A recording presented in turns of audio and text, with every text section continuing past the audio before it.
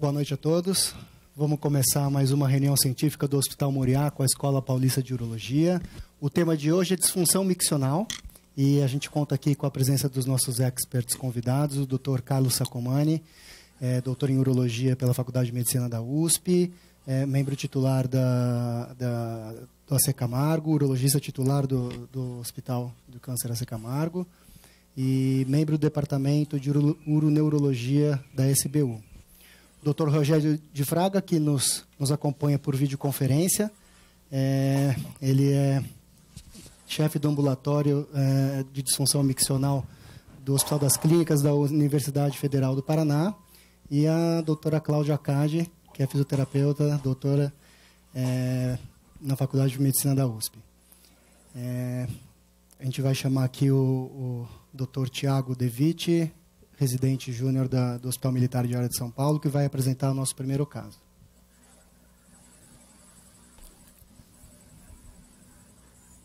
Boa noite a todos. Vamos começar então com o caso de hoje, o primeiro caso.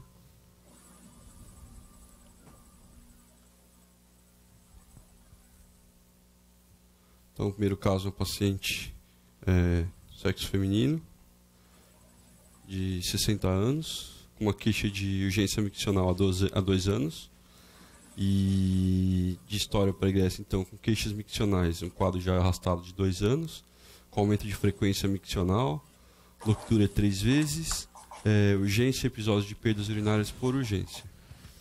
Estava adaptada, mas refere piora do quadro há 3 meses, sem perdas urinárias nos esforços, sem alterações no esvaziamento vesical. E o hábito intestinal uma vez a cada 3 dias, com vida sexual inativa. De antecedentes pessoais, dislipidemia, um sobrepeso com MC de 28, em uso de rosuvastatina, hipertenso em uso de losartana, com depressão leve, tratada com fluoxetina, irregular, sem prática de atividade física, sem alergias, negotabagismo também e etilismo. E de antecedentes cirúrgicos, só uma colestectomia por vídeo há 18 anos. Antecedente gestacional, 2 gestações, 2 partos cesáreos e sem nenhum aborto. E menopausa fisiológica há 9 anos. De problemas, uso de absorvente de segurança, mapeamento de banheiros, que ela estava sempre atrás de localização dos banheiros locais que ela se encontrava, evitava líquidos antes de sair de casa e dificuldade para realizar trajetos longos por causa de perdas. No exame físico, então, geral, um MC de 25, um abdômen flácido, indolor, sem massas palpáveis, um exame ginecológico normal, uma vagina atrófica, sem hipermobilidade uretral ou prolapsos, sem perdas aos esforços, sensibilidade perineal normal e contração de assoalho pélvico normal também. De exames laboratoriais que ela trouxe, uma creatinina de 0,95, com ureia de 22, urina tipo 1, um leuco de 9.500, 5.000 eritrócitos e urocultura negativa. Rogério, é um tipo de paciente que não é incomum no nosso dia a dia, né? De qualquer forma, é muito importante que a gente possa explorar o máximo possível essa sintomatologia que a mulher apresenta. Como que você costuma fazer isso no seu dia a dia? Como que você aborda essa mulher que está trazendo uma limitação na sua qualidade de vida diante daqueles problemas que ela expôs de medidas de segurança, de se prevenir e que tem piorado nesses últimos meses e tenha limitado mais ainda? Como que você faz isso? Boa noite. Boa noite, obrigado, Vita, aí pelo convite. Eu estou muito feliz em participar e muito feliz, com a tecnologia encurtando as distâncias. Apesar de eu estar toda quinta-feira em São Paulo, mas é uma grande oportunidade de estar com vocês. Bom, esse é um caso bem frequente mesmo, eu acho que a grande diretriz é a gente tentar entender como a qualidade de vida dela pode ser restabelecida. Conceitualmente, uma disfunção miccional vai permear condições de armazenamento, condições de esvaziamento e condições de controle. Eu, particularmente, tento usar essas informações para tentar entender como ela gerencia isso no dia a dia dela, o Thiago apresentou bem aí, né? Ela já tem algumas restrições de lugares, deve perder algumas oportunidades, eventualmente, por não ter acesso ao banheiro.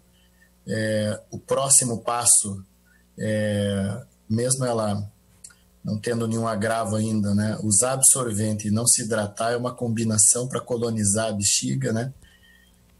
Então, aparentemente, é só uma questão de uma senhora que perde urina, mas o manejo inadequado dessa situação pode trazer no futuro até uma pielonefrite, né? Então, eu acho que o acolhimento, né, dessa paciente, no sentido de tentar entender, né, quais são os sintomas.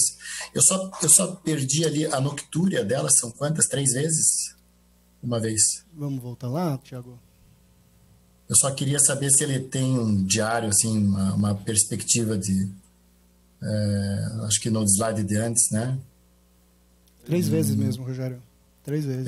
3 vezes. Eu, assim, nesse contexto aí, é porque ela tem alguns quadros, assim, né? Ela tem dislipidemia, hipertensão, né? O índice 28 até não é tão elevado. Do ponto de vista assim, de abordagem inicial, eu tentaria entender um pouquinho melhor só a questão da noctúria dela, para saber se é poliúrica ou se não é poliúrica, né? Que poderia mudar um pouco a minha conduta inicial. Não sei se tem essa informação, se não tiver, poderia buscar, entendeu? Porque ela também, chegando no consultório, isso é muito realístico, né? Sim. Ela não sabe te dizer, eu levanto e urino, né? Mas quanto, né? Muitas vezes elas falam e a gente não sente firmeza que aquela informação está precisa, né? Porque eu acho que faria diferença na conduta inicial, apesar dos episódios acontecerem muito durante o dia, né? Então, aparentemente, ela pode ter um assoalho pélvico também aí com hiperatividade, né? Não só a bexiga. Mas eu acho que é o dado que poderia fazer um pouco de diferença assim, na conduta, né? Com relação à noctúria poliúrica. Uhum. Sacomani, o Rogério tocou numa questão importante, né? Do acolhimento da mulher que vem com essa fragilidade diante dessa disfunção que ela está apresentando na parte miccional. Além desse acolhimento, você acredita que a educação à paciente é um ponto-chave para o manejo do quadro dela?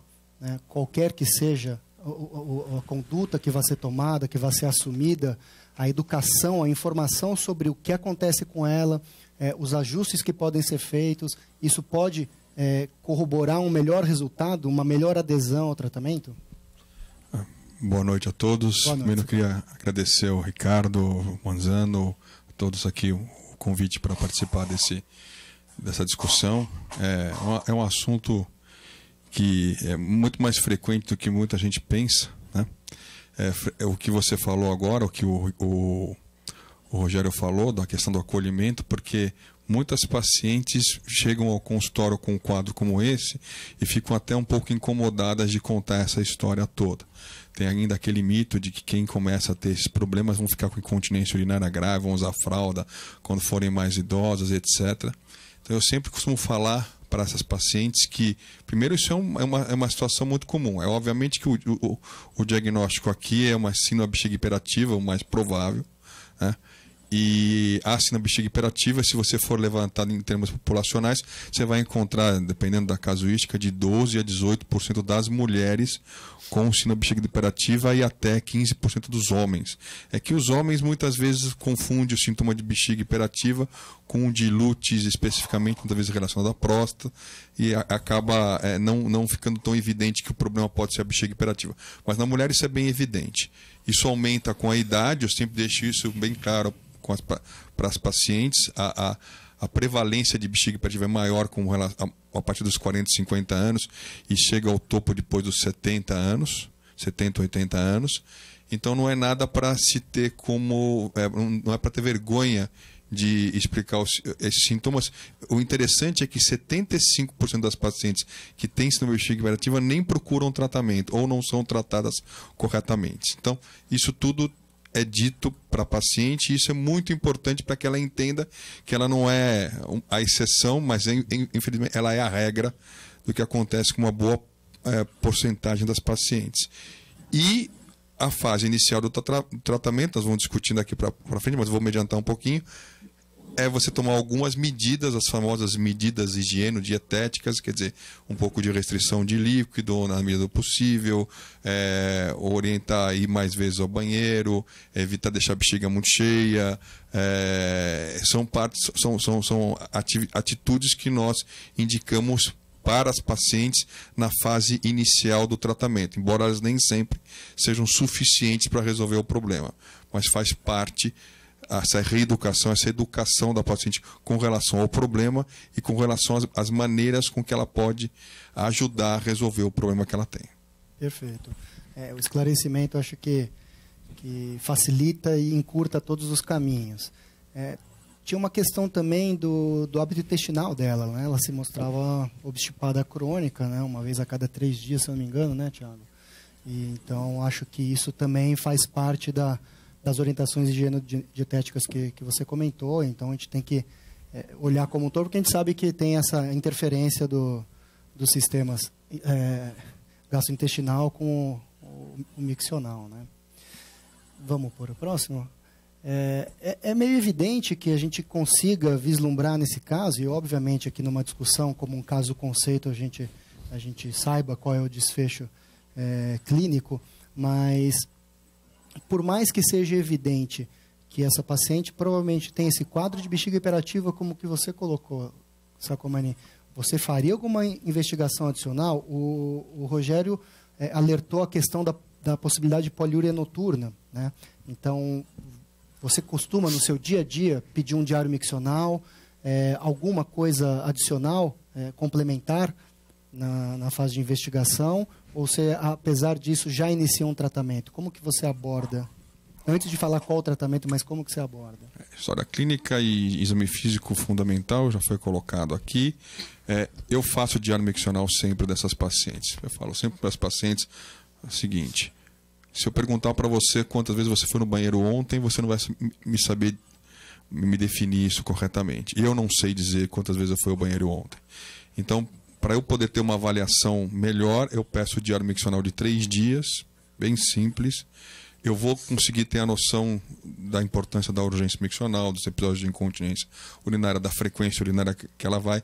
Vou ter uma noção melhor com relação à questão da noctúria, que o Rogério muito bem assinanou, fazer a diferenciação entre ser uma frequência urinária maior ou ser um volume urinário maior, porque às vezes você pode ser uma síndrome da poliúria noturna e o tratamento muda um pouco nesse sentido. E isso eu acho que o diário miccional me dá como... me avalia muito bem. Sempre peço uma urina 1 e urocultura, eu acho que é óbvio que isso tem que ser solicitado. Esses sintomas podem estar relacionados com infecção urinária, mas uma paciente que já vem com isso de longa data possivelmente não é. E não custa nada pedir um ultrassom, porque é um exame não invasivo, né? Então, essa investigação, acho que básica. Além disso, exames mais sofisticados que isso, para tratar inicialmente, eu não peço. Eu paro por aí. Perfeito. Rogério, o Sacomani confirmou a questão do diário miccional, tem a sua importância realmente. Eu também, na minha prática, eu peço para todas as pacientes. Isso objetiva muito, principalmente aquelas pacientes que eu urino a cada 5 minutos, e a gente sabe que isso é impossível. Então, a fidedignidade da queixa, nessa questão miccional, ela é muito mais frágil, né, do que uma cólica intestinal, uma cólica lombar, enfim, outros quadros álgicos que são muito mais objetivos, né? Além do diário, do ultrassom, que talvez pudesse até afastar, né, diagnósticos diferenciais que pudessem estar obscuros ainda, você costuma utilizar questionários de avaliação no seu dia a dia? Você acha que eles têm uma importância para o dia a dia, contando num pré-tratamento, para um acompanhamento pós-tratamento, ou você acha que isso é mais uma coisa para nível acadêmico que possa ser feito? É lógico que a gente sabe as dificuldades do dia a dia, mas pensando num cenário ideal, se você pudesse utilizar, você utilizaria? Como que você faz, Rogério? Eu uso. Quando eu percebo alguma dificuldade cognitiva, eu tento adaptar de alguma maneira. O que eu acho importante, assim, até corroborando o que você e o Sacomani falaram, é você ter uma tentativa de quantificação de entrada dos sintomas. Né? Se ela não tiver condições de responder, né? Tem questionários de 4 perguntas, de 8 perguntas. Eu uso o short form, lá tem 4 perguntas, são rápidas. No ambulatório, no hospital acadêmico, a gente tem alguma dificuldade, às vezes, até intelectual, né? Assim, para essa resposta, mas você pode fazer na forma de pergunta, né? E compensa isso. No ambiente acadêmico, eu acho que é obrigatório você ter a ferramenta, né? Assim, agora, do ponto de vista prático, você tem que ter uma tentativa de quantificação do aborrecimento que ela tem, né? Nem que seja uma escala analógico-visual, né? Essa eu tenho operador, é universal ela, né? Eu tenho operador, eu tenho para quanto que a senhora está aborrecida? Aqui é bem feliz o rostinho, né? E aqui é muito aborrecida. E ela coloca. Porque é importante você estabelecer alguma conduta, né? No caso dela, vamos admitir tudo isso que foi falado, né? Tentar encontrar alguns alimentos, bebidas que sejam irritativas, tentar encontrar alguns hábitos que possam estar estimulando esse quadro. Daí a gente faz uma intervenção nisso. Dali a um tempo a gente mostra de novo a escala. E agora, como é que a senhora está se sentindo? Eu acho que é importante até para ela ter uma retroalimentação de se ela está melhorando ou não, porque às vezes vai ao banheiro 11 vezes e daí passa aí 9, 7. Às vezes são nas 7 vezes em que ela não queria ir, né? Então é difícil você... aquilo que estatisticamente imagina, você deixar de ir 5 vezes ao banheiro é bom, né? Mas se ela não entender dessa maneira, eu acho que o uso dos questionários retroalimenta. Eu particularmente uso, viu? Acho que é interessante isso, só uma parte, Sacomani. O que você está colocando deixa muito claro, juntando todos esses pontos que a gente falou até agora, que além da educação, da informação à paciente, a participação dela no caminho que está sendo trilhado é fundamental para o melhor resultado, né? Para uma aderência melhor, um entendimento melhor. Acho que foi muito bem colocado. Fala, Sacomani. Eu acho que o Rogério colocou bem essa questão de quantificar e de avaliar o quanto incomoda a paciente. Nós tratamos aqui, nós estamos tratando essencialmente com qualidade de vida. Síndrome de bexiga hiperativa dificilmente vai causar algo mais grave na paciente, mas aqui nós tratamos com qualidade de vida. E é como bem disse o Rogério, às vezes eu faço um tratamento e reduziu de 9 vezes por dia para 6 vezes por dia, e eu falo, ótimo, teve uma redução boa, diminuiu em 3 micções, é quase que um terço, né? Mas a paciente acha que 6 é muito.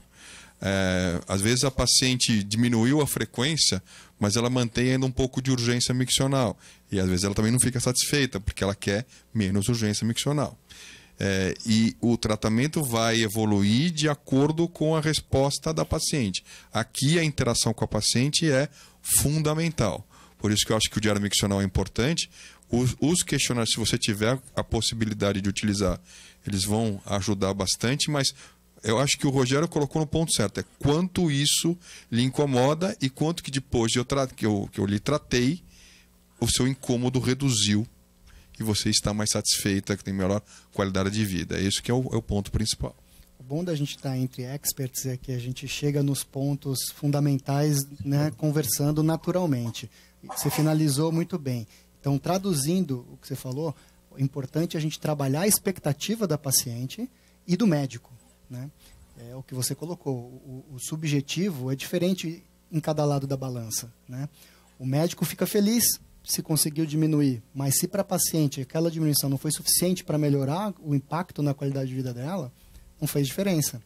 Ao mesmo tempo, você trabalhando a expectativa, contando para ela qual o caminho, que é um caminho de tijolinho por tijolinho, que ela vai ganhar aos poucos, e que pode ser que depois de 3 ela melhore 4, e depois 5, e depois 6, tal, até chegar no ponto ótimo dela, talvez ela reduza a frustração de um primeiro momento e falar, putz, eu só melhorei 3 mas ainda estou indo muito, ainda estou indo correndo, etc. e tal. Então, acho que isso é muito importante, né, Rogério? Trabalhar a expectativa dos dois lados. O nosso também tem que ser trabalhado, porque às vezes a gente se mostra muito empolgado com pouco e para o outro lado isso é muito pouco, né? Com certeza, Ricardo. Nesse caso em específico, você veja, é uma paciente que tem uma hipertensão que está controlada, né? Não é infrequente que ela tenha, dependendo aí ela me pareceu tendendo ao sedentarismo, né? De repente tem um edema de membro inferior, quando vai dormir faz uma poliúria pelo retorno desse edema. Não tem medicação nem fisioterapia que consiga atuar nisso, né? Então, se você não tiver conectado com o estilo de vida da paciente, não tiver um alerta para isso, é uma situação aí que realmente, né, se usa uma meia elástica, acerta um diurético e ela tem uma noite melhor, né? O Sacomani chamou bem a atenção para isso, né? Às vezes você diminui de 9 para 6, mas 3 são de madrugada, né? Ou não perde a urgência. Eu acho que tudo isso pode gerar frustração para a paciente e, consequentemente, aí, ansiedade de performance no profissional. Perfeito. Bem, seguindo a ideia do caso conceito, vamos seguir. Foi solicitado, então, o diário miccional para o paciente. A gente trouxe aqui, eu vou passar para vocês mais ou menos as médias do que ela informou no diário. Em relação à frequência miccional diurna, uma média de 11 vezes. A frequência noturna, média de 2,8 vezes. O intervalo miccional, mais ou menos de 1 hora e 40 minutos. Um volume urinado relativamente baixo, de 140 ml. O volume nas 24 horas, de 1.400 ml. Um volume noturno de 240 ml. Urgência, 3 episódios mais ou menos. E incontinência, meio episódio. Bem, isso confirma o quadro dela, né? A gente vê que já... Realmente não era um exagero da paciente. 11 micções em 24 horas é um número muito aumentado. Um intervalo menos de 1 hora, né, um pouco mais de 1 hora e meia, em média, com uma capacidade funcional menos que 150 ml em média. Então, ou seja, ela realmente tem um ritmo que impacta muito na vida dela, sem dúvida. E a poliúria noturna não foi confirmada, né? Ela tem um volume noturno menor que 30%, então eu acho que é secundário ao quadro de base dela mesmo, né? O quadro de bexiga hiperativa. Vamos para frente. Fez também um ultrassom de vias urinárias, mostrava rins normais, uma bexiga com espessura normal e um resíduo pós-miccional de 11 ml somente. Em relação aos questionários que foram aplicados... Pode passar. Foi feita a aplicação do questionário para ela, mostrou então uma frequência aumentada durante o dia, uma queixa bastante proeminente, vontade urgente e descontrolável de urinar também, bastante frequente no questionário que ela preencheu, vontade repentina e urgente de urinar com pouco ou nenhum aviso prévio. O que é importante, Tiago, é que ela teve um score total de 28 em 40, né? Um score altíssimo, né? Moderado para grave já, na transição do moderado para grave.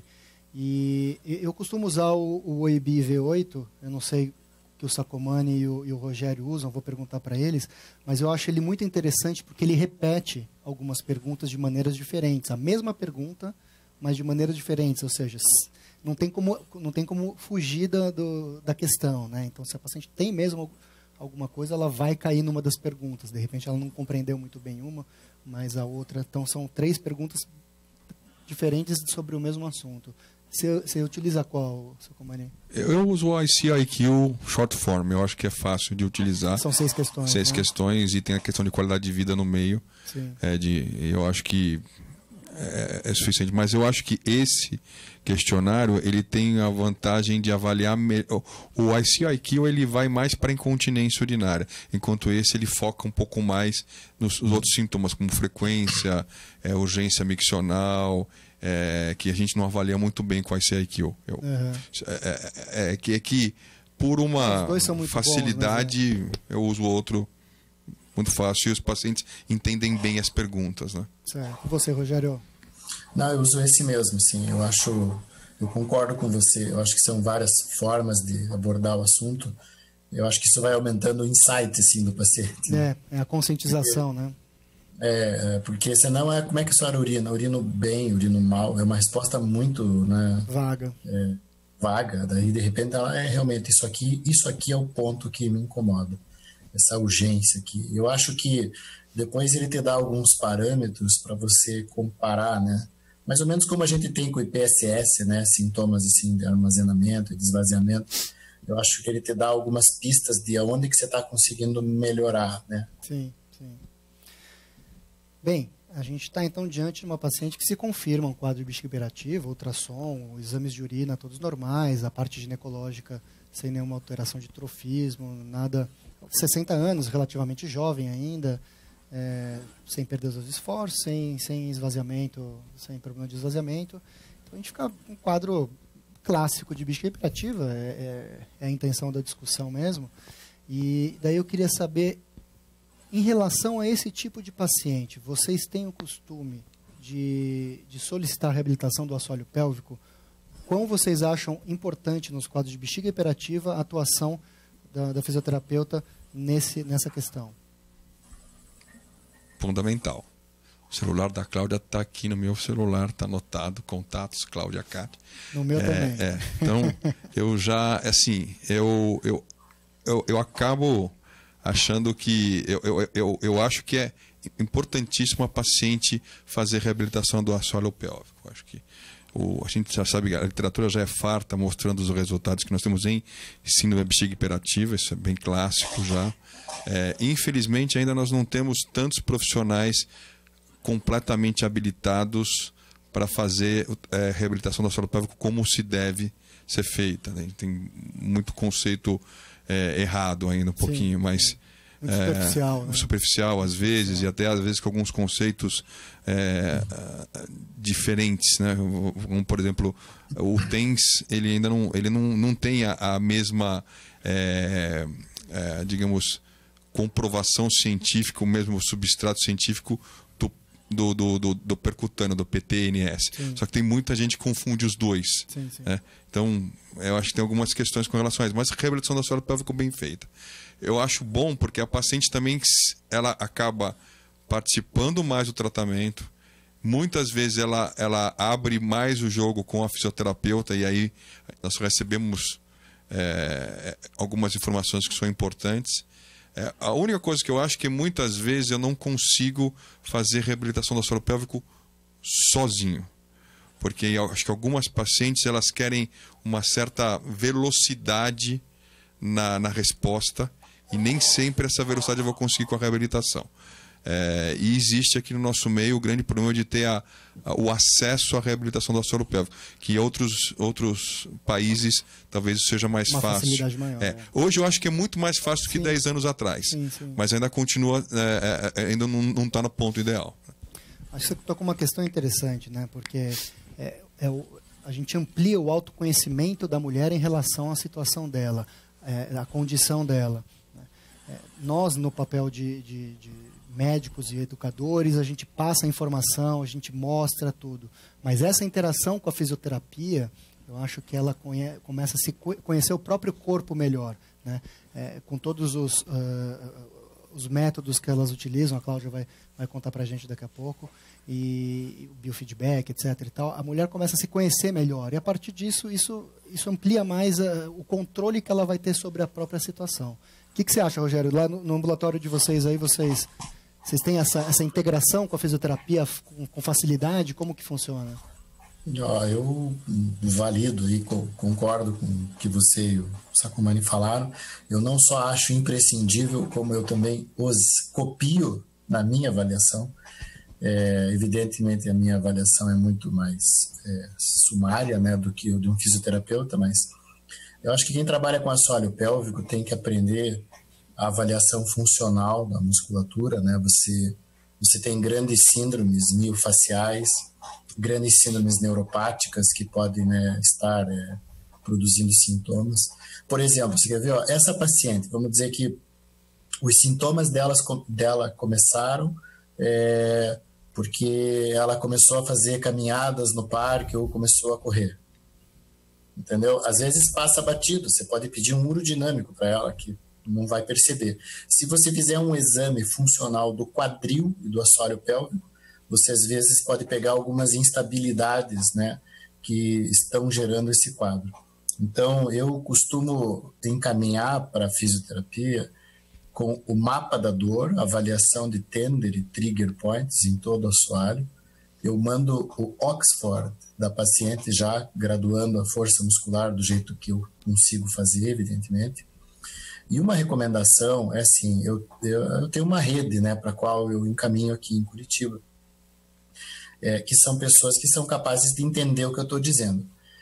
Eu explico para as pacientes que se elas telefonarem para uma clínica de fisioterapia geral e perguntarem, você faz físio para incontinência?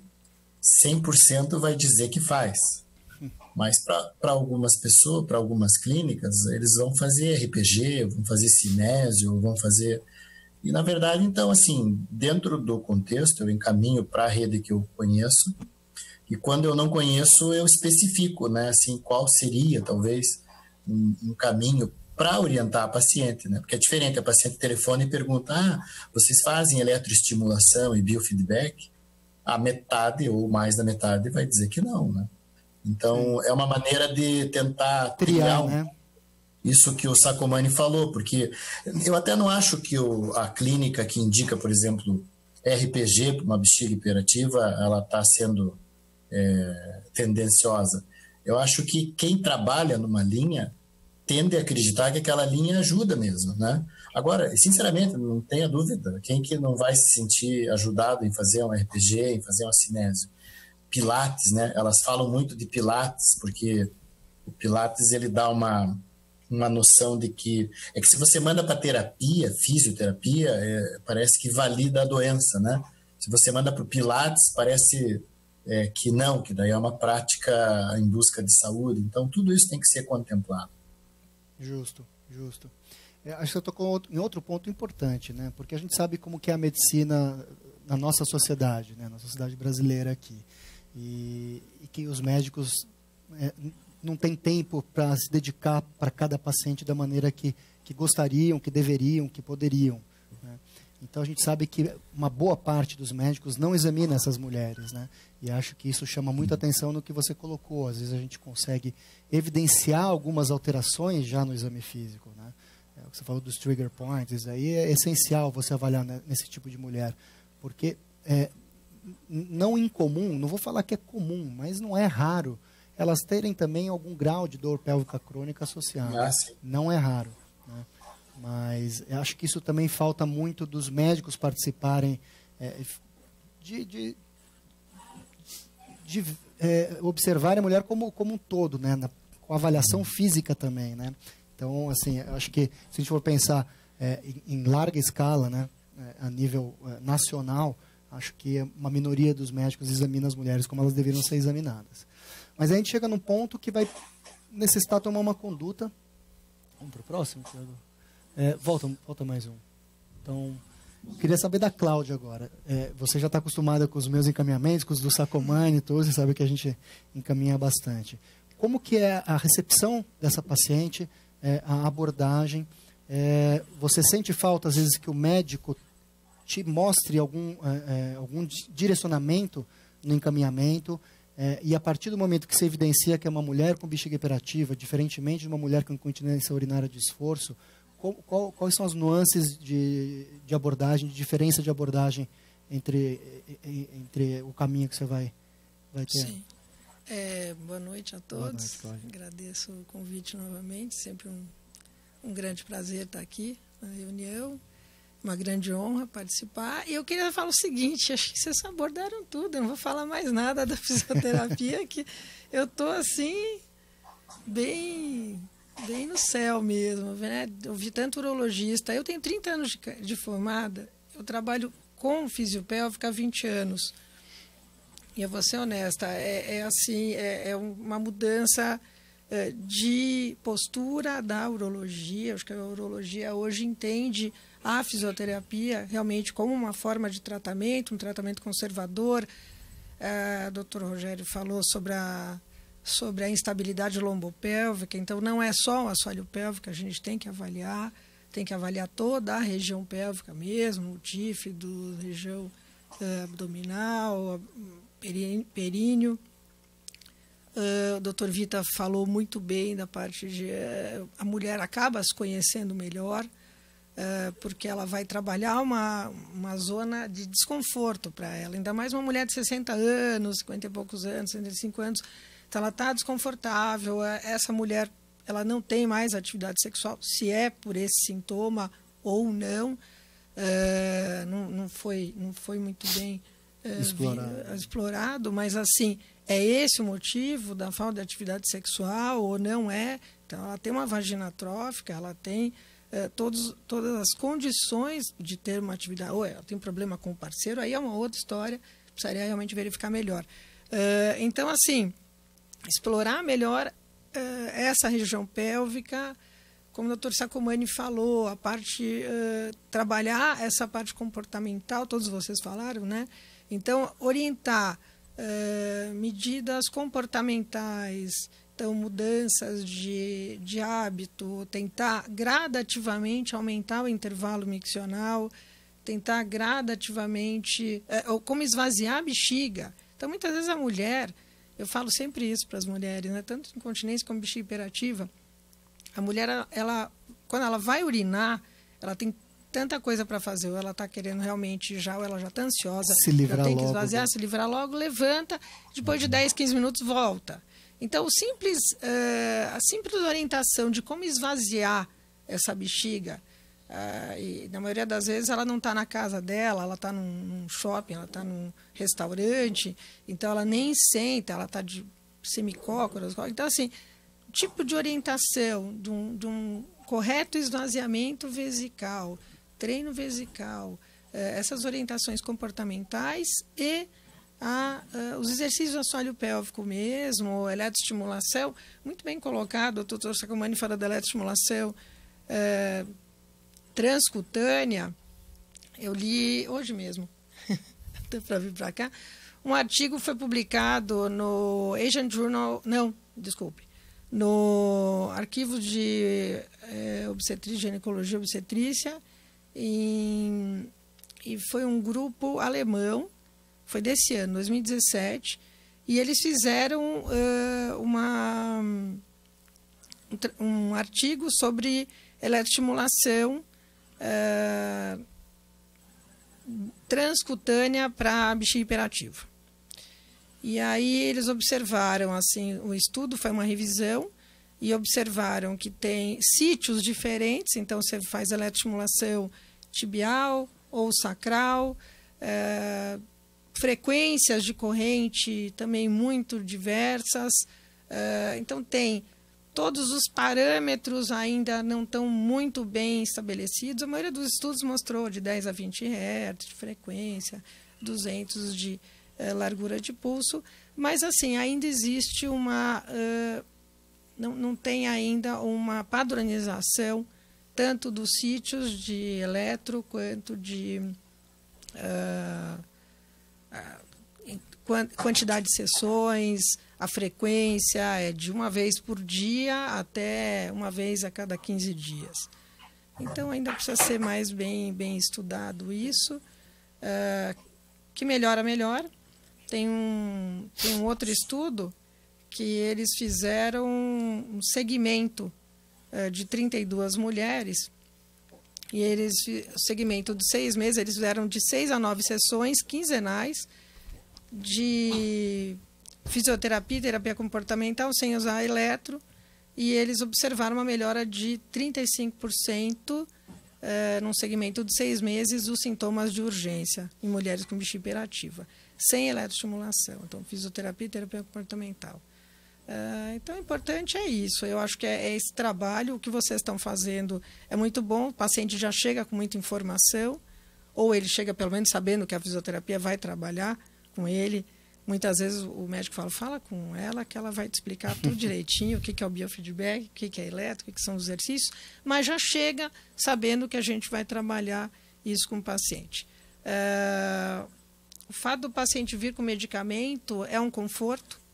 Quando o paciente não pode usar o medicamento, ele fala, olha, eu não posso, porque eu tenho algum outro problema que não pode associar. Isso é um problema, doutora Cláudia?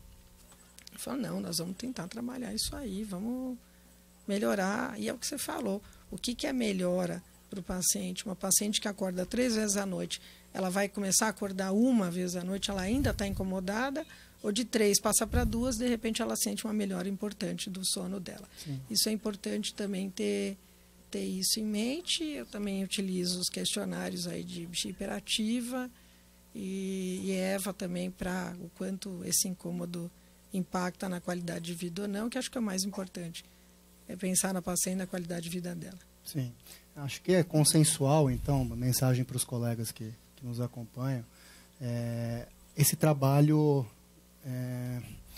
multidisciplinar, né, contando com a fisioterapia. Então, como o Rogério falou, a gente triar serviços especializados em reabilitação do assoalho pélvico, que a gente possa encaminhar. E na maioria das cidades, pelo menos dos maiores centros, a gente tem bons serviços, né? Como o Sacomani falou, nessa última década isso cresceu bastante aqui no nosso mercado nacional. A nível nacional, eu acredito que nos outros estados isso também deve acontecer, talvez não na mesma intensidade aqui Sudeste, Sul, mas acho que acontece também em qualquer região. Então, só que além disso, o Sacomani alertou para aquela questão. Tem muitas pacientes que apesar desse trabalho, de concordarem em fazer esse trabalho de médio e longo prazo, elas precisam de alguma melhora. É o caso dessa nossa paciente. Ela teve uma piora, ela procurou um cuidado por conta disso, porque isso está limitando a sua qualidade. Então, você vai orientá-la, vai encaminhá-la para a fisioterapeuta, mas você tem que atuar de forma imediata, pelo menos. A gente sabe que não tão imediata, porque demora no mínimo algumas semanas para ter algum resultado, mas a gente vai ter que fazer alguma coisa. Eu queria saber do Sacomani primeiro, nesse perfil de paciente, então a gente não está falando nem de idoso, nem nenhuma contraindicação absoluta. Hoje, o que você usa como tua primeira escolha? Por quê? E a segunda escolha, que não é a primeira, por quê? Ou quando você, como que você faz o tipo de escolha?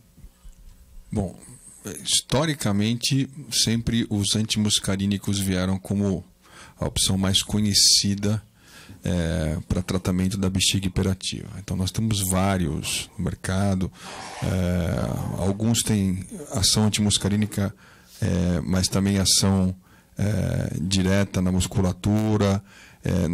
E assim, eles foram evoluindo no sentido de diminuir efeitos colaterais, facilitar a administração, mas de uma maneira geral eles têm uma resposta muito parecida.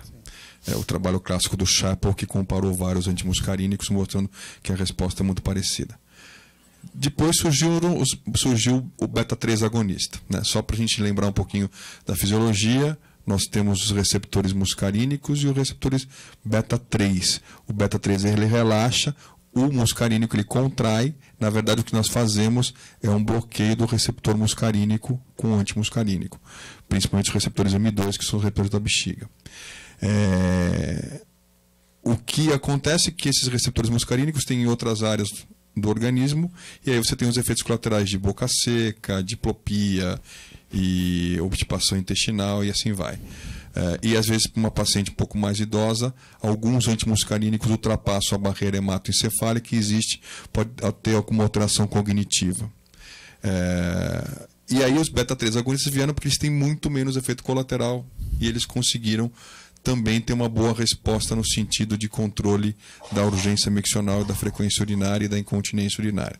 Então, quando nós fazemos os estudos que compararam placebo, principalmente tolterodina e mirabegron, que é o beta-3 agonista que está liberado para uso no mundo inteiro para tratamento da bexiga hiperativa, nós vimos que o beta-3 agonista, que é o mirabegron, ele consegue ter respostas iguais ou em alguns trabalhos superior até a tolterodina.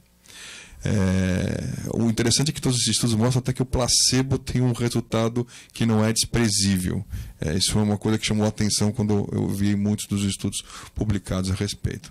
Mas, de qualquer maneira, eu particularmente hoje por uma questão de menos efeito colateral, de facilidade de administração e dos resultados já hoje inequívocos na literatura, eu vou para o beta-3 agonista. Quando que eu não vou? O paciente que não tem condição financeira de arcar com o beta-3 agonista, no nosso meio isso é muito comum. Sim, né? E aí eu procuro ir para o antimuscarínico e sempre tentando os antimuscarínicos, digamos, de uma geração com menos efeito colateral do que os antimuscarínicos mais antigos que tinham mais efeito colateral. E que nesse caso o custo é próximo, né? Não é igual, é menor, mas é próximo. É próximo, você consegue dar um antimuscarínico de boa qualidade. Mas a minha primeira opção é beta-3 agonista hoje. Muito bom. Rogério, o Sacomani alertou aí a parte fisiológica da atuação de cada uma dos grupos de medicamentos e essa nuance do menor efeito colateral. Em relação ao placebo, Sacomani, eu até entendo, né? Porque essas pacientes elas precisam de se sentirem, né, como a gente disse, acolhidas, tudo. A partir do momento que você dá isso, alguma coisa já melhora, né? O fato de você já estar cuidando já melhora um pouco aquele caráter, entre aspas, emocional do quadro dela, né? De repente tira um pouco da ansiedade já um pouco, por isso que o placebo possa ter feito um efeito até interessante. Rogério, como que você tem feito aí em Curitiba, a nível institucional e a nível privado? A do placebo é muito interessante, né? Acho que tem um grupo, eu não sei, se não me engano, foi o grupo do Amaro lá, que eles fizeram um estudo, que eles colocavam o eletrodo do probe vaginal, probe cavitário, e não ligavam. E compararam com um grupo ligando, fazendo a eletro mesmo, né? Então, o grupo que recebia sem ligar o aparelho melhorou 30%. Existe realmente uma fé muito grande assim, de que o procedimento vai melhorar. Então, se isso acontece na fisioterapia, imagine você com o medicamento, né?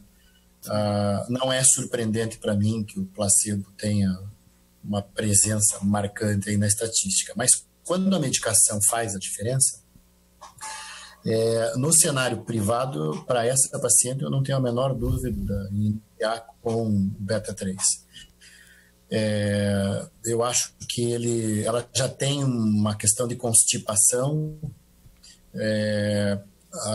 Primeiro a gente tenta não causar dano, né? Então a gente vai trabalhar com hábitos dela até que ela consiga restabelecer um hábito saudável de hidratação, de fibras. Qualquer anticolinérgico que você use, por mais M3 específico que seja, pode de alguma maneira trazer obstipação, né? Do que os pacientes reclamam ao usar um anticolinérgico, né? Obstipação, a piora da obstipação, boca seca, né? Como o Sacomani já chamou a atenção. Para ela eu não teria dúvida, seria a minha primeira escolha aí um beta-3 agonista. Perfeito. Eu lançaria a mão, né? Você chamou bem a atenção, os anticolinérgicos mais top assim, de utilização de uma dose diária, uma titulação melhor, eles têm preços às vezes parecidos, né? No campo, tanto no campo privado quanto no campo público, eu evitaria ao máximo prescrever alguns tipos de anticolinérgico destes que atravessam a barreira hematoencefálica em pacientes com mais de 60 anos. Veja, eu trabalho aqui com um grupo com geriatras, né? Se você pensar, por exemplo, a maioria dos tratamentos que você tem para a doença de Alzheimer ou para as demências, a tentativa é tentar segurar a acetilcolina no corpo, né? Então é um pouco paradoxal você prescrever algum tipo de anticolinérgico. Se for prescrever, tem que ser muito M3 específico, né? E existe uma situação que a gente talvez tenha que se habituar um pouco mais, né? Não é infrequente que esses pacientes já utilizem uma carga de medicação anticolinérgica, e aí você prescreve um anticolinérgico e que já tem lá os receptores e a fisiologia, né, habituada a isso. Então, você às vezes pode ter resultados, né? Eu acho que o que fez nascer aí o beta-3 também foi muito, né, essa situação. No campo público, a gente tem esse fator limitante e acaba lidando com o que é possível. Mesmo assim, no campo público, eu evito usar os anticolinérgicos que estão associados aí a déficit cognitivo, a piora do déficit cognitivo, principalmente na população com mais de 60 anos. O que eu consegui fazer, Vita, no Hospital de Clínicas, a gente tem uma equipe lá que tem 3, 4 fisioterapeutas. Uma outra coisa que eu consegui fazer é num ensaio clínico, a gente colocou uma professora de yoga. Então, já que o placebo é tão forte, a gente tem um grupo de prática meditativa que a gente consegue colocar 10, 15 pessoas numa sala, entendeu? Não é a fisioterapia ideal, mas elas estão longe de serem negligenciadas, né, pelo nosso grupo. Do ponto de vista medicamentoso, a gente tem que tentar fazer o que é possível, né? Eu procuro tentar, assim, quando a gente não tem uma amostra lá para começar o tratamento, eu procuro motivar a paciente para que ela consiga pelo menos fazer um ciclo, só para a gente saber se responde mesmo, né? E para a gente saber se ela não está, o que ela está perdendo, na verdade. Perfeito, perfeito. Só um comentário aqui, à parte. O Rogério, a gente se conhece relativamente há pouco tempo, mas a sintonia é grande. No privado, porque no público, no HC, no Brigadeiro, eu não consigo fazer isso, mas no privado eu mando muito paciente para acupuntura e yoga também, viu? Eu acho que isso faz parte do equilíbrio corporal e mental como um todo, e isso auxilia como adjuvância, né, obviamente, mas é uma coisa que ajuda bastante em mulheres, vestibular, dor pélvica crônica, acho que ajuda bastante. A Cláudia queria comentar alguma coisa? É uma pergunta que eu tenho uma dúvida. Até hoje eu não consegui perguntar para vocês. O paciente pergunta para mim, quanto tempo eu vou usar esse medicamento? Ótima pergunta. Por quanto tempo eu vou usar? Aí eu falo assim, você falou com o doutor? Porque assim, não sei, acho que o time que está ganhando a gente não muda, mas pergunta para ele. E eu realmente, é só curiosidade, eu não vou passar adiante isso para o paciente, que eu vou continuar pedindo para falar com vocês, né? Mas eu tenho uma resposta boa para isso, Cláudio. Fala, Rogério. Pode falar. Elas perguntam, quanto tempo eu vou tomar esse remédio? Eu respondo, o suficiente. Na verdade, acho que tem algumas coisas. A primeira coisa é a aderência ao tratamento. Então, tem um estudo do servidor estadual, já tem alguns anos, com a solifenacina. Durante um tempo, eles conseguiam ter solifenacina para os pacientes. E aí, eles avaliaram os pacientes, a resposta aos pacientes na época em que eles não davam medicação. Na época em que eles davam medicação, os pacientes tinham que ir buscar o remédio. E na época em que eles davam a medicação e a medicação ia para casa. E aí eles mostraram que o último grupo tinha uma resposta melhor à solifenacina do que os outros dois grupos. Por quê? Porque quem tinha que comprar precisava ter condição financeira para comprar, ele não comprava sempre. Quem precisava ir buscar nem sempre conseguia ir buscar a medicação. Então ficava períodos sem tomar a medicação. E quem recebia em casa tomava muito mais regularmente, e esse grupo respondia melhor. Então, uma coisa importante é sempre perguntar para a sua paciente se ela está tomando o remédio adequadamente. Porque às vezes ela, fica uma semana, não consegui tomar, fica 2, e aí não adianta, o resultado não vai ser tão bom quanto você esperaria. A segunda questão é o tempo. O tempo, assim, eu sei o tempo que não funcionou. Então, se a paciente tomou 45 dias, eu não espero nem 90 dias, 45 dias, não teve resposta nenhuma, posso manter no máximo 60, talvez 90 dias. Não respondeu, ela não vai responder mais. Então, essa paciente já é bexiga hiperativa refratária.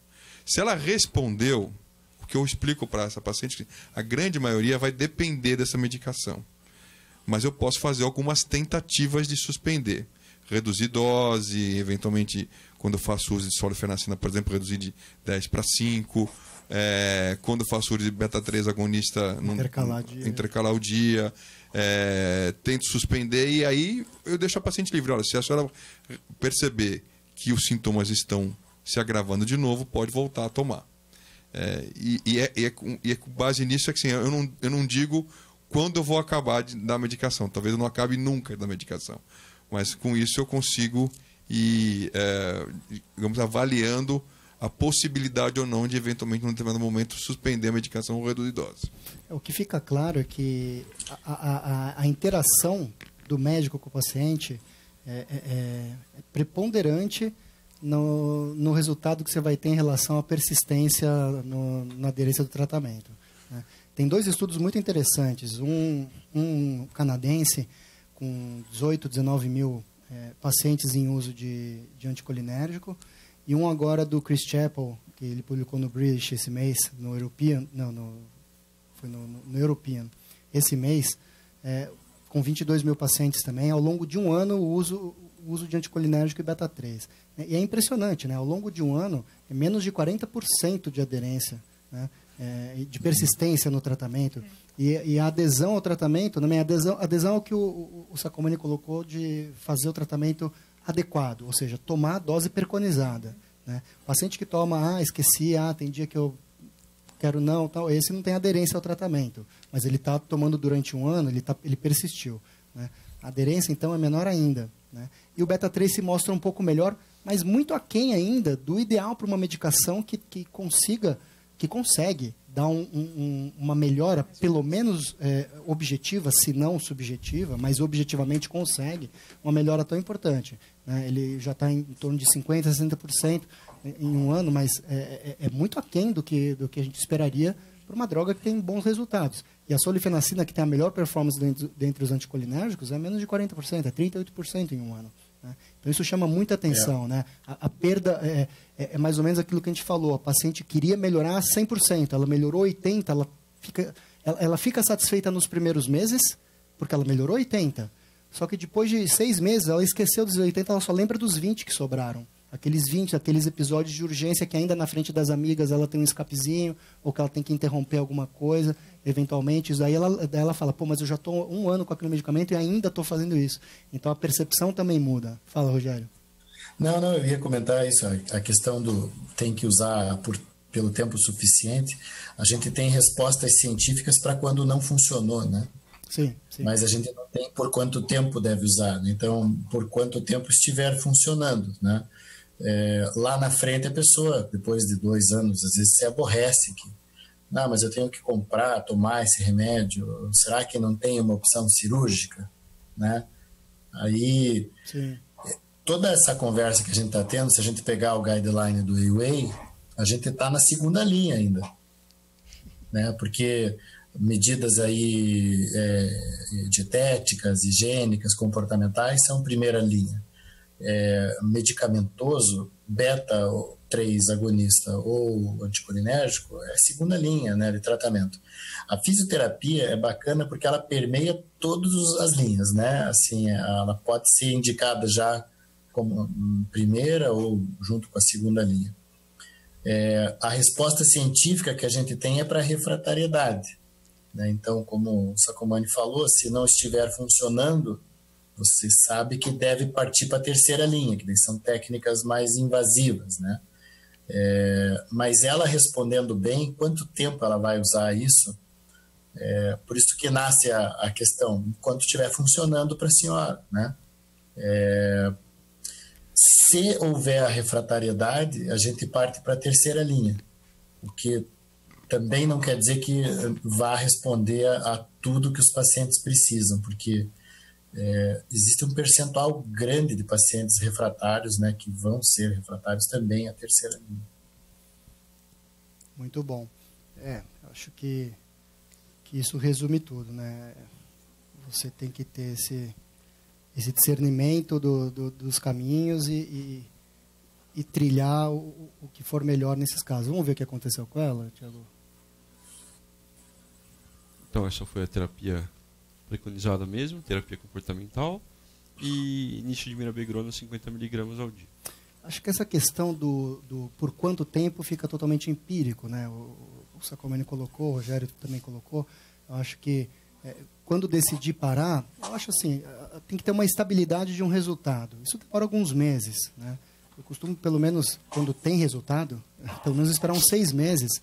E dependendo da ansiedade da paciente em relação ao uso da medicação de forma crônica, tem seu custo, né?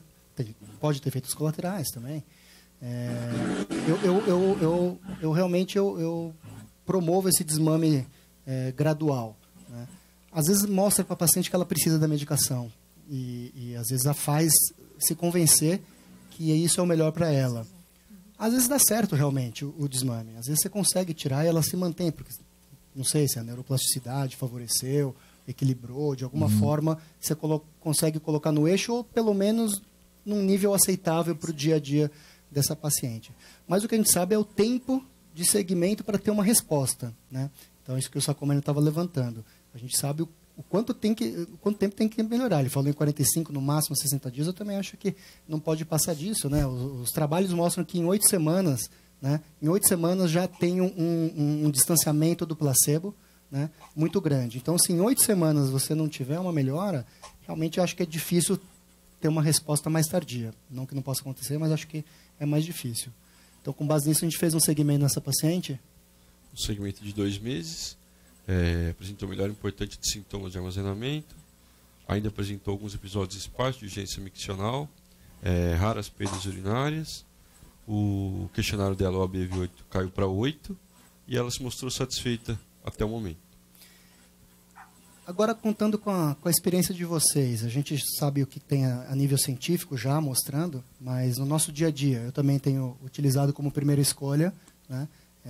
Vou inclusive comentar isso um pouco depois, mas o que você tem visto de resultado, Sacomani? Você tem notado diferença em relação aos anticolinérgicos, num nicho de paciente mais ou menos semelhante, assim? Eu acho que o que eu vejo nos meus pacientes é o que a literatura diz, que na verdade mirabegron, ele em termos de resultado, ele se iguala ou em alguns estudos ele pode ser um pouco melhor, mas ele não tem uma diferença tão gigantesca comparado com os antipsicóticos, principalmente com a solifenacina, que é o mais utilizado ultimamente. Mas as pacientes aderem melhor ao tratamento porque os efeitos colaterais são muito menores, né?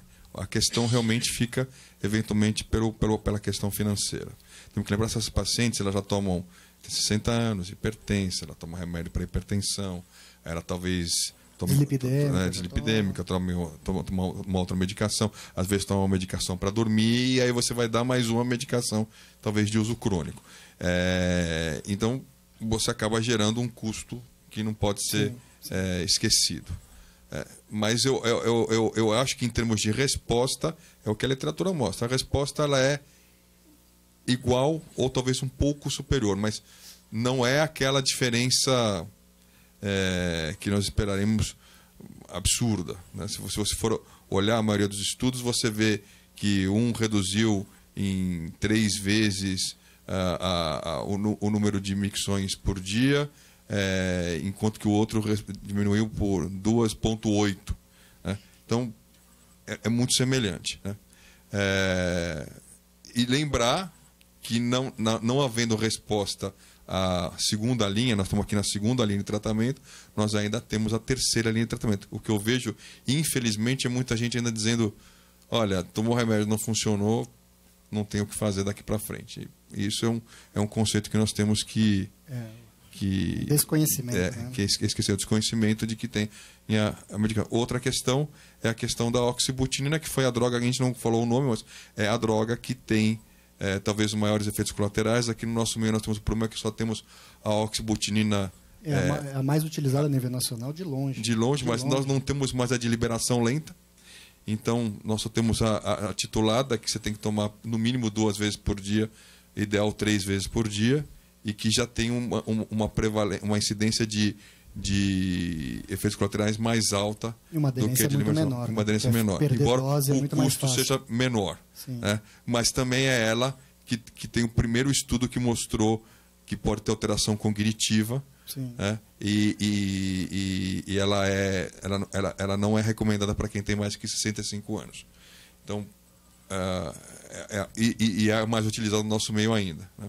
Então, eu acho que essas questões têm que ficar em mente quando você define o tratamento da paciente. Rogério, a gente lá no Hospital Militar, a gente tem usado bastante a mirabegrona como primeira escolha nossa, e a gente tem tido bons resultados. Também não vou conseguir mensurar, fazer um head-to-head para o antimuscarínico, mas tem bons resultados. Mas a questão que o Sacomani levantou de quase não ter efeitos colaterais, acho que eu vi uma paciente que reclamou de taquicardia, e pelos estudos de segurança mostra que isso não faz muita diferença em relação aos antimuscarínicos, né, em relação à tolterodina, que foi utilizada como controle ativo nesses trabalhos de segurança. Mas essa percepção da paciente de não ter nada contra e só a favor, talvez favoreça a subjetividade da satisfação do tratamento. Como que você tem observado isso aí nesses tempos de mudança aí de uma droga para outra?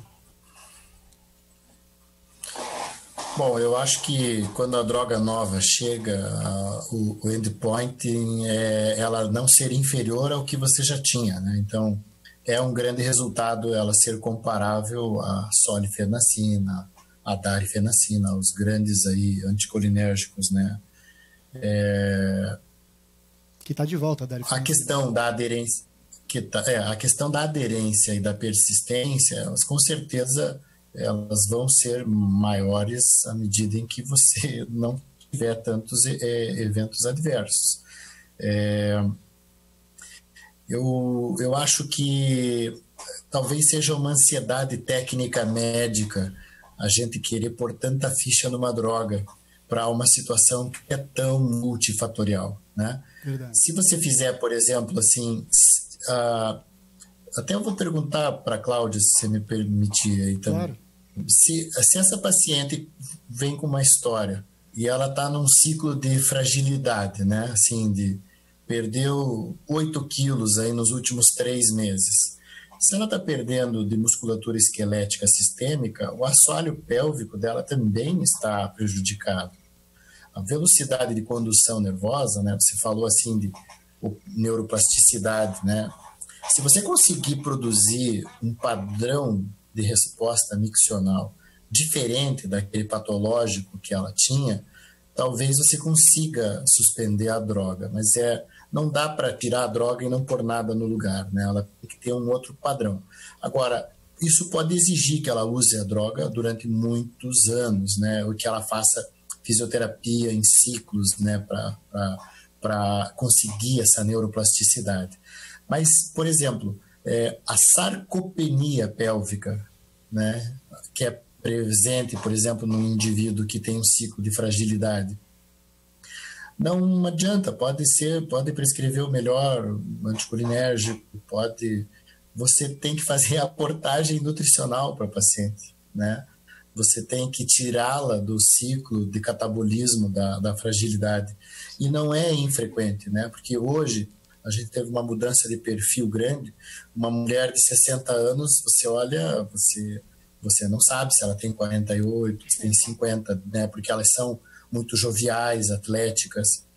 Algumas têm um perfil assim um pouco mais recluso, mas as mulheres com 60 anos, elas são muito mais saudáveis, ativas, né? Muito mais ativas do que há décadas atrás. Então, eu acho que é muita ficha terapêutica para a gente colocar numa droga. Eu acho que não existe essa panaceia. Pelo menos a maneira como eu enxergo é sistêmica, né? Eu acho que a gente tem que ter o radar para o desgaste do que não está funcionando, né? Então, às vezes são questões que a gente deixa passar, né, na entrevista, mas a senhora está emagrecendo, né?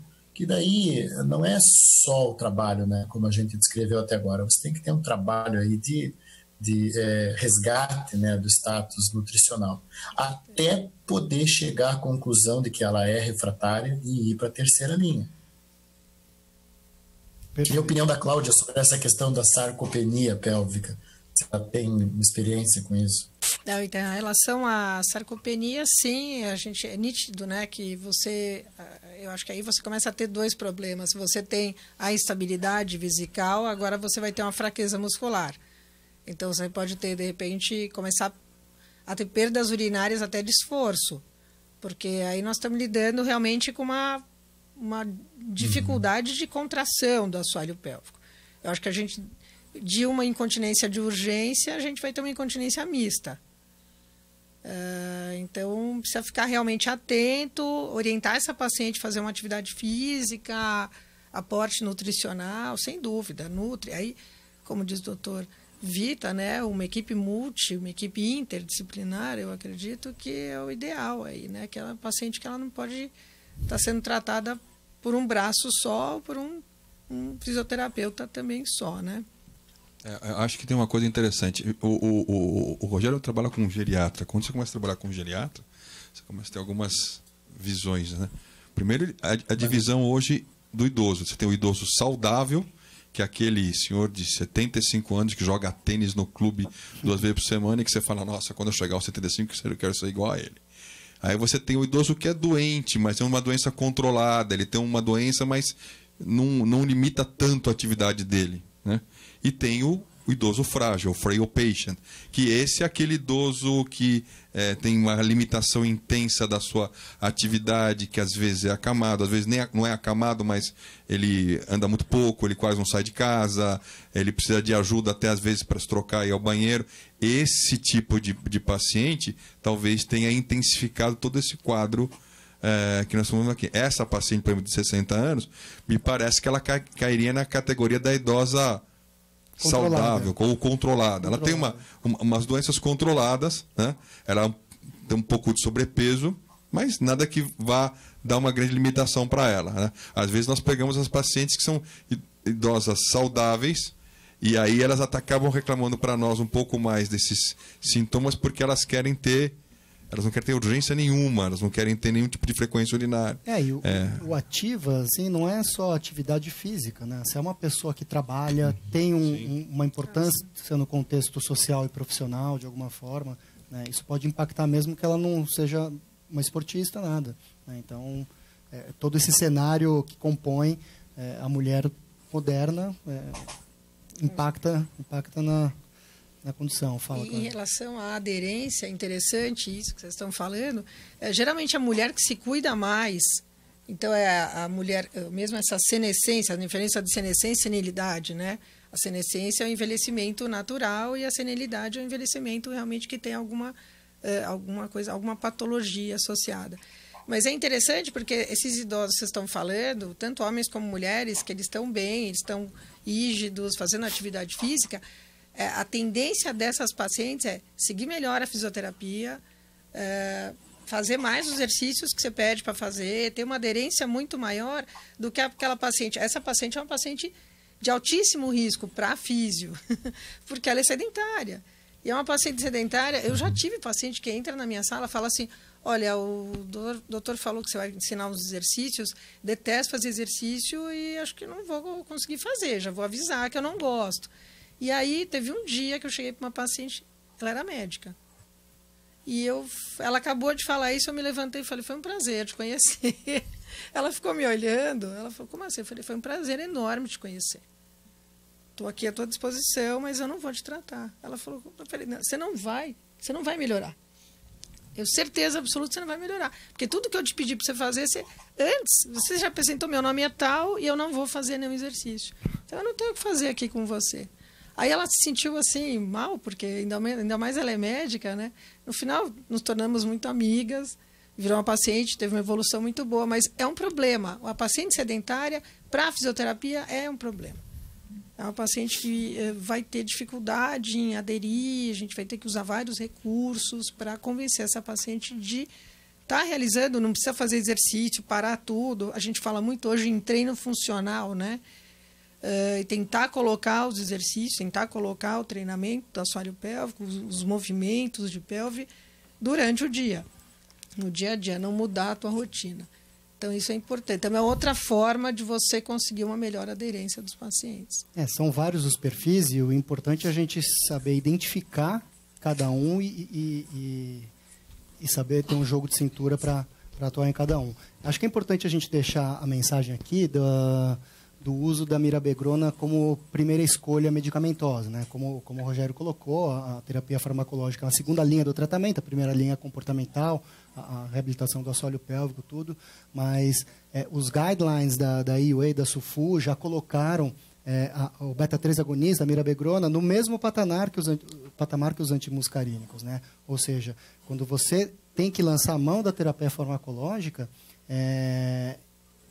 ele pode ser a primeira escolha ou o antimuscarínico, né? Então, ele não fica reservado só para caso de refratariedade do antimuscarínico como resgate. Ele até funciona como resgate, né? Ele tem...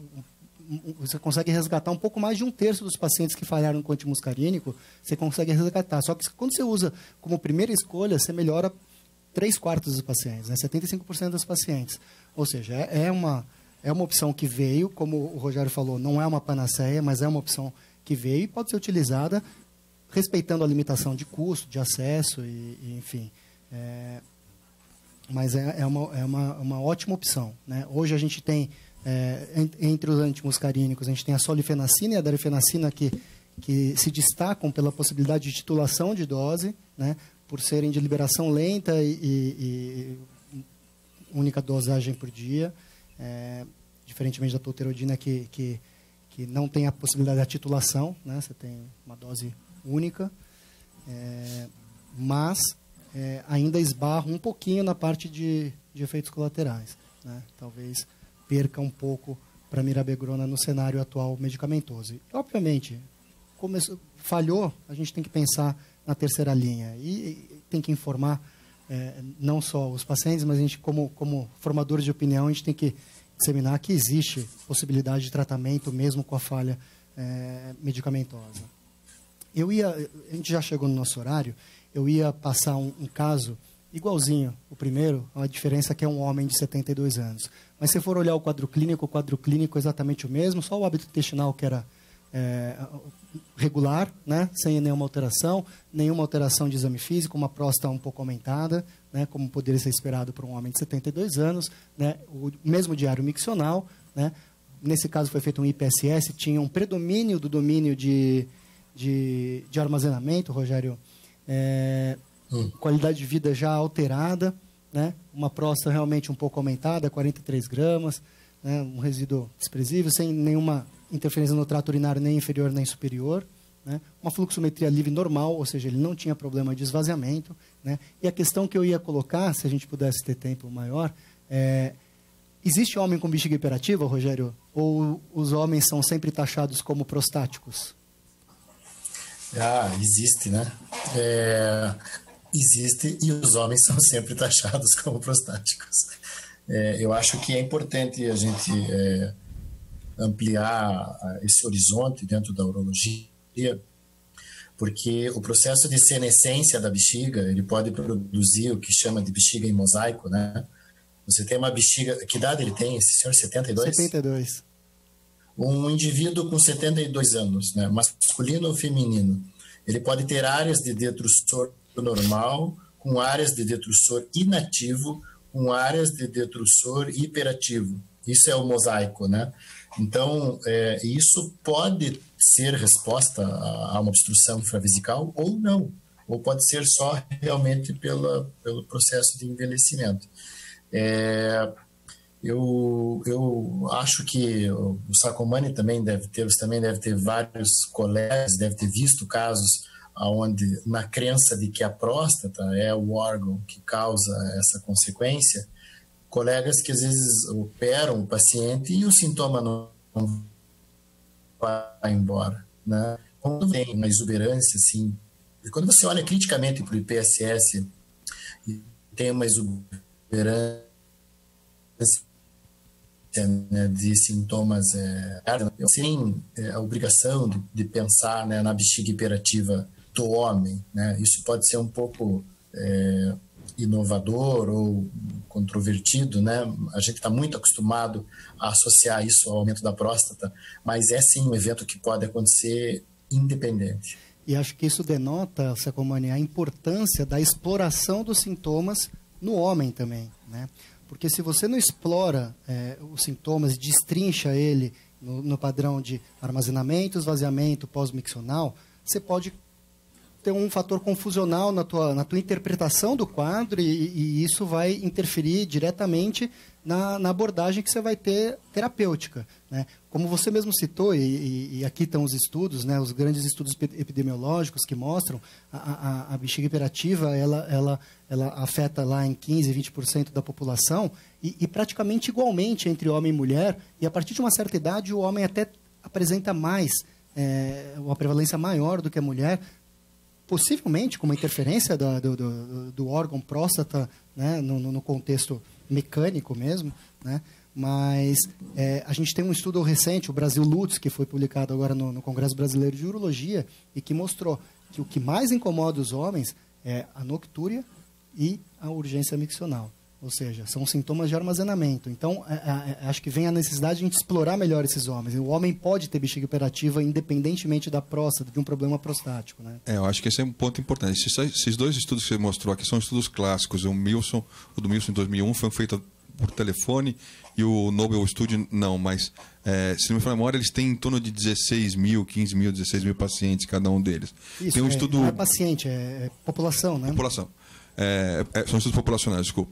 Mas tem um estudo na cidade de Porto Alegre, que é o estudo do Teloquem, foi publicado também, que é hoje o primeiro estudo brasileiro, antes do Brasil Lutz, que também mostrava uma prevalência até mais alta, em torno de 19 a 20%, de maneira geral, né? Se vocês olharem os gráficos, dá para ver que em algumas faixas etárias os sintomas são mais predominantes em homem do que em mulher, mas eles estão considerando sintomas Lutz de maneira geral, né?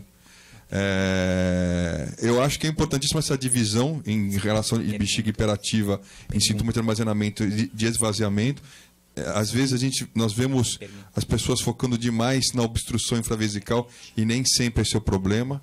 Me preocupa o paciente, por exemplo, mais idoso com sintomas de esvaziamento e de armazenamento, que ele pode ter a bexiga em mosaico, pode ter hipocontratilidade com hiperatividade, né? Com relação ao tratamento, a gente não falou em mulher, mas nós podemos associar beta-3 com antimuscarínico. Nós temos evidência científica disso, sim. Que ele pode melhorar a resposta no tratamento quando você associa as duas drogas, óbvio que você vai associar custo. No homem, você pode associar o alfa-bloqueador com os trabalhos são do alfa-bloqueador com antimuscarínicos. Nós ainda não temos trabalho de alfa-bloqueador com mirabegron. Questão de tempo. Bem realidade, é questão de tempo. Né? Mas provavelmente nós vamos ter. Mas de qualquer maneira, nós já estamos autorizados a pegar um homem com sintomas de armazenamento e tratar com alfa-bloqueador e com antimuscarínico. Ou até num homem como esse, com uma certa idade, com uma próstata um pouco aumentada, o inibidor da 5-alfa-redutase com a mirabegron ou antimuscarínico, né? Se o inibidor da 5-alfa-redutase... Se você considera que tem um componente prostático interferindo nesse quadro... Se tiver uma próstata maior de 50 gramas, etc., você pode juntar essas coisas. Então, isso só para mostrar que você precisa saber manipular bem esses doentes, e o foco vai ser sempre em qualidade de vida e melhora dos sintomas. Os questionários ajudam muito nesse sentido. Aqui nós estamos muito acostumados a usar o IPSS, e aí você às vezes vê o IPSS, se você dá um alfa-bloqueador, o IPSS melhora o esvaziamento, mas não melhora o armazenamento. Aí você associa um antimuscarínico e os dois melhoram, né? Então, eu acho que é importantíssima a análise global dos sintomas para definir o tratamento. A gente tem uma pergunta aqui da internet, o João Manzano, você pode falar pra gente? Tem, o Fabrício acabou de entrar ali, se ele quiser perguntar diretamente do vídeo, não sei se está conseguindo Fabrício, conectar. Fabrício, você está ouvindo a gente? Eu estou ouvindo, vocês estão me ouvindo? Fala, meu amigo. Meu amigo, muito bom ver vocês, parabéns aí pela reunião, sensacional, realmente um nível altíssimo, fico muito feliz de ver vocês assim, realmente fazendo diferença na urologia. Eu tenho uma pergunta, na verdade, doutor Ricardo, é o seguinte: eu tenho usado muito antidepressivo, principalmente nessas mulheres que têm muitos sintomas de urgência. Às vezes você faz uma urodinâmica, ela tem aquela hiperatividade, mas não é uma hiperatividade tão evidente no exame, né? E assim, talvez até, como vocês sabem, eu sou casado com uma psiquiatra, eu talvez por influência dela, eu comecei a usar muito a venlafaxina, né? Porque além dela ter um sintoma, uma ação antidepressiva e ansiolítica muito boa, ela age também nos receptores muscarínicos, né? Eu queria saber qual que é a experiência de vocês relacionada a isso. Sacomani, você fez uma cara aí. Não, na verdade, assim, o tradicional era imipramina, né? Sim. O grande defensor de fazer o uso da imipramina no tratamento da bexiga hiperativa era o Maguire. E ele, inclusive, tinha um tratamento que era conhecido como esquema tríplice. Fazia alfa-bloqueador, antimuscarínico e imipramina. A pergunta era sempre se você não tinha mais efeito colateral, e a resposta dele era sempre não. Mas, para você ter uma ideia, Fabrício, agora no Congresso Brasileiro, essa mesma discussão foi levantada. A gente teve o privilégio de ter o Davi Castro Dias, que é o atual secretário da ICS, e a pergunta foi a mesma. Tanto ele como o Madersbacher acham que fazer o esquema tríplice não tem evidência suficiente para você fazer isso. A gente faz um pouco empiricamente. Empiricamente com a imipramina, com venlafaxina, com outros antidepressivos tricíclicos, é mais empírico ainda, né?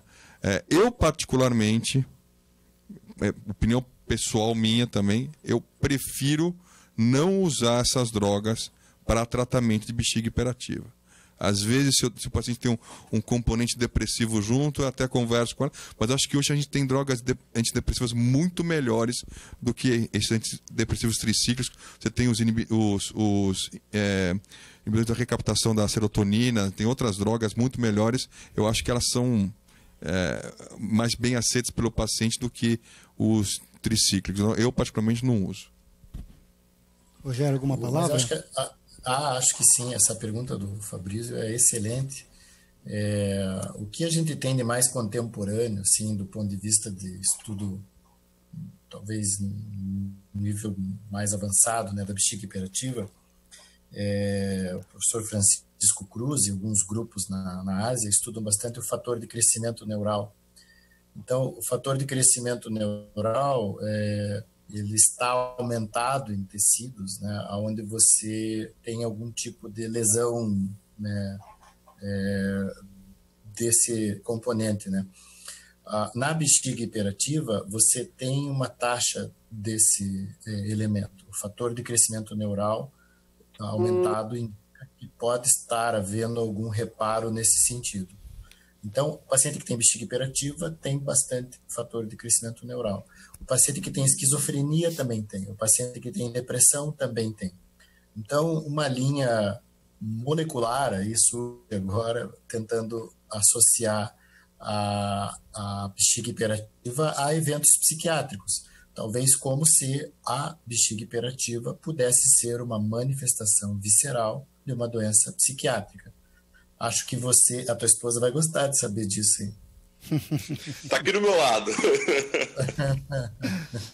Muito bom. Acho que é por isso que você encontra uma boa resposta, né? Já vinha encontrando com tricíclico, apesar do tricíclico ser antigo hoje, por isso que você tem um mote aí para usar drogas de ação central. Acho que é por causa dessa interface. Eu, sendo sincero, eu realmente, é lógico, aquela de amplitude muito alta, no efeito, mas essas pacientes, geralmente de meia idade, com essa queixa, realmente a resposta tem sido muito boa mesmo, principalmente com a venlafaxina. Faz um protocolo de estudo, Fabrício, mostra pra gente aí isso cientificamente que você vai deslanchar. É só a gente combinar, né, meu irmão? Muito bom. Obrigado, viu? Obrigado a você, Fabrício. Rogério, queria te agradecer a tua participação, a parceria. Muito obrigado aí por ter concordado em abrir mão aí dessa 1h30 aí com a família conosco aqui. Eu que agradeço, Vitor, agradeço ao Sacomani, Cláudia, a todos os presentes. Para mim é uma honra muito grande, assim, e eu aprendo muito, sim, com essas reuniões. Conte comigo aí. Muito obrigado. Sacomani, obrigado novamente aí, nossa parceria. A honra tê-lo novamente aqui conosco, viu? Obrigado a você, Vitor. Parabéns por essas reuniões. Obrigado. E, Cláudio, você também, muito obrigado. A nossa parceria é sólida, então com certeza. Contamos com você sempre, Agradeço com a gente. Queria agradecer a todos que participaram. Tivemos 72 pessoas acompanhando no Facebook ao vivo, mais as pessoas que nos acompanharam pelo site. E agradecer ao Hospital Moriá e às telas por terem proporcionado esse evento para nós. Boa noite a todos.